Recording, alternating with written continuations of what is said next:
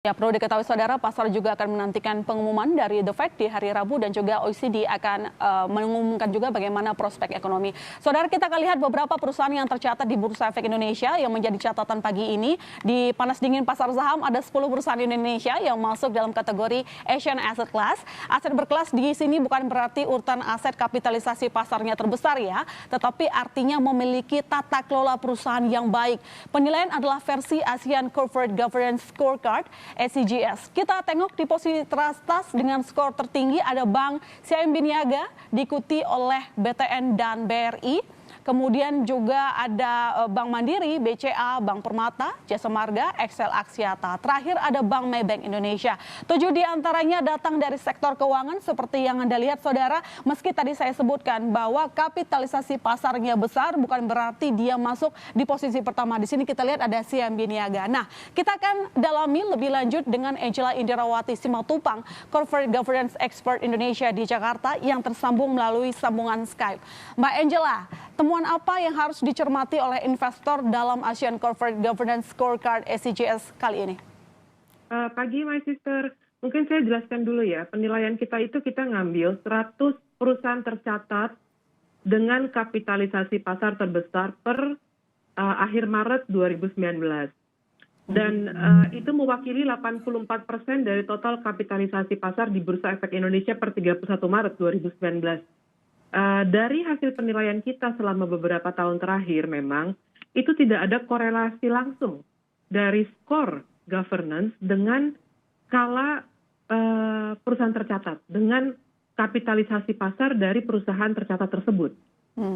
Larger market cap tidak langsung berarti nilainya lebih besar. Dari 7 perusahaan tercatat yang memiliki skor 100 ke atas, 4 diantaranya itu punya market cap di bawah 50 triliun rupiah. Dan hal yang sama juga terjadi di perusahaan tercatat yang nilainya adalah 90 sampai di bawah 100. Di mana 6 dari 9 perusahaan tercatat itu punya market cap di bawah 50 triliun juga. Jadi di sini adalah kita lihat good practice dan disclosure itu tidak sama sekali tergantung dari size perusahaan. Sangat tergantung dari komitmen dan awareness management. Murni tergantung dari komitmen dan manajemen awareness dari manajemennya sendiri. Oke, lantas Mbak Angela, mungkin apa bobot kriteria terbesar dalam ACGS? Kalau kita bilang bobot gitu ya, sebenarnya semua aspek itu penting. Tetapi memang bobotnya menjadi lebih besar karena ada 5 aspek dalam penilaian. Bobot itu menjadi lebih besar dikarenakan kriteria dalam penilaiannya lebih banyak dibanding yang lain-lain, yaitu adalah tanggung jawab dari direksi dan dewan komisaris. Itu 40% lah udah daripada penilaiannya gitu. Tetapi memang dikarenakan 45% dari total penilaian ada di situ. Karena kriterianya banyak sekali di situ. Jadi otomatis bobotnya akan lebih banyak gitu ya. Untuk tata kelola perusahaan yang baik menjadi salah satu kunci sukses ya Mbak. Apakah di ACGS juga memang akan melihat itu gitu sebagai kriterianya? Tata kelolanya yang jadi patokan.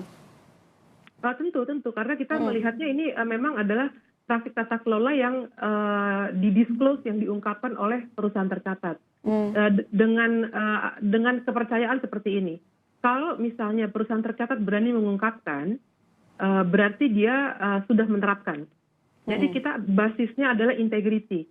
Manajemen memiliki integrity, tidak akan mengungkapkan sesuatu yang bohong. Basisnya dari situ, Mas Sister. Oke, nah ini perusahaan Indonesia mampu bersaing di kawasan regional Asia Tenggara. Di mana letak kesulitan terbesar mewujudkan CGC di Indonesia, Mbak Angela? Oke, kalau mampu bersaing, saya yakin mampu bersaing. Hanya masalah kita mau serius untuk komit apa tidak, itu aja. Kesulitan terbesar saya rasa balik lagi kepada awareness tadi dan komitmen. Menurut saya 2 poin itu adalah hal yang paling penting. Karena tadi Mas Sister juga sudah bisa identifikasi bahwa tidak ada korelasi langsung antara market cap, size perusahaan dengan skor kan. Berarti resources yang dimiliki perusahaan bisa diusahakan untuk bisa memenuhi governance yang baik perusahaan apapun itu. Lantas ke depan apa yang diharapkan dari pelaksanaan SDGs, Mbak Angela?